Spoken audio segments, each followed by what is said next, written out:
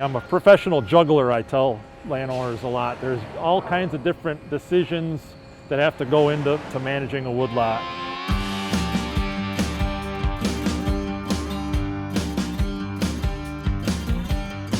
Now we're here with Matt Karp, Senior Forester for the Wagner Company Owego under the Baillie Group. Good morning. Thanks for taking some time.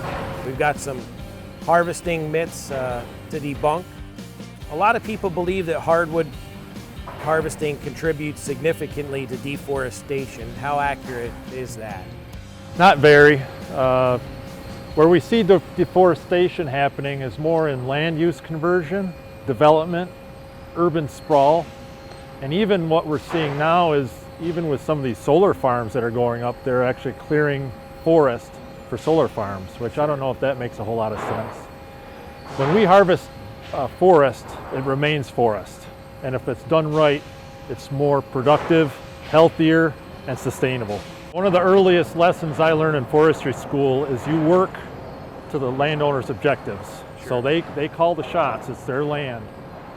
I want to encourage them to manage their forest sustainably.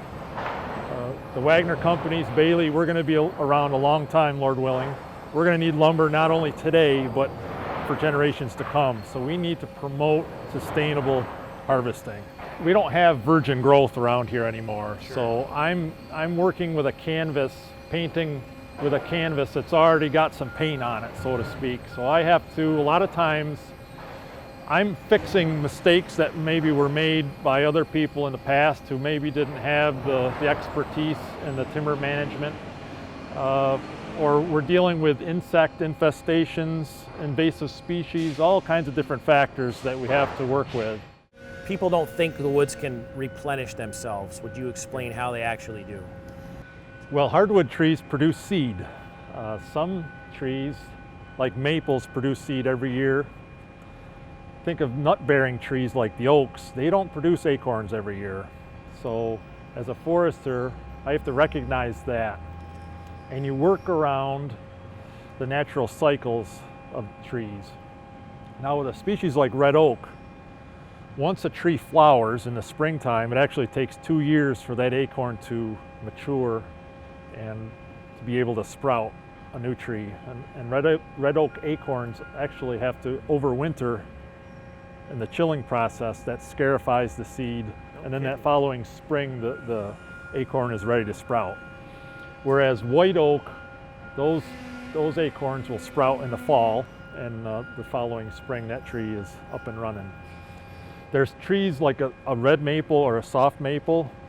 They're prolific seed producers every year. You can depend on those seeds every year. Now we're on the verge of the chestnut tree being reintroduced.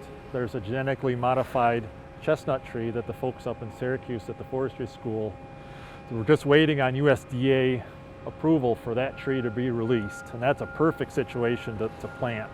Sure. To get that tree reintroduced after the blight. So you have a unique opportunity in your profession to basically graft into the ground a tree that's essentially extinct. Right. That's amazing. We messed it up and now we can fix it. A lot of people think that we're reducing the size of our forest. We're growing about a little over 2 times as much as we're harvesting. So growth rates are doubling what we're taking. Now that varies between species somewhat, but we're growing a lot more than we're harvesting. We've got a notion that using hardwoods might increase carbon emissions. Trees are part of the natural carbon cycle. Trees sprout from seed, they grow, and then they die, and then it gets recycled into the natural system. Now when a tree is harvested, the carbon within that tree can be stored in furniture, flooring, cabinetry. Right. And even unfortunately, if that wood product goes into a landfill, that carbon is still stored. It's not released back into the atmosphere. Right. There isn't a net increase in carbon release from harvesting trees. How, in your opinion, does the Baillie Group ensure that hardwoods are sourced responsibly? Well, like myself, all of our foresters have graduated from forestry school, and many of us participate in the Society of American Foresters continuing education programs. I'm a certified forester through the Society of American Foresters. We chose this location because we love the forest. So it's something we want to care for and nurture, not rape and pillage. So we're always looking to care for the woods and do what's right. Wonderful. I mean, just in this short discussion we've had today and getting to know you, I definitely know you're certified. Thanks, Ron. Thank you for your time today. All right. Thanks for taking care of the woods. Thank you.